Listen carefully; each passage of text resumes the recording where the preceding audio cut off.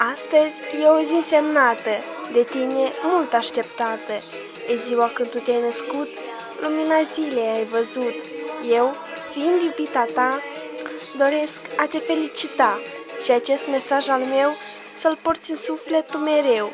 Ești o ființă foarte specială, într-o lume nu chiar atât de genială. Ești important în viața mea, ți-o spun din toată inima.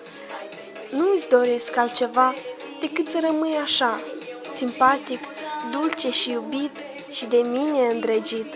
Mereu lumină în viața ta să fie, să ai zile pline doar de bucurie, să nu știi ce înseamnă suferință, să ți se realizeze orice dorință, dar să ai întâi de toate putere și sănătate. Norocul să te însoțească, fericirea să nu te părăsească, să nu știi ce înseamnă greul, să înfrunți mereu răul, să fii ager și isteț și în toate descurcăreți.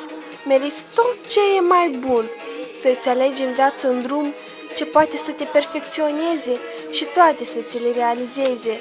Și să nu uiți nici când și niciodată că există lângă tine o fată ce-ți dă astăzi în dar inima. Te iubesc cu toată ființa mea. La mulți ani, sufletel, te iubesc!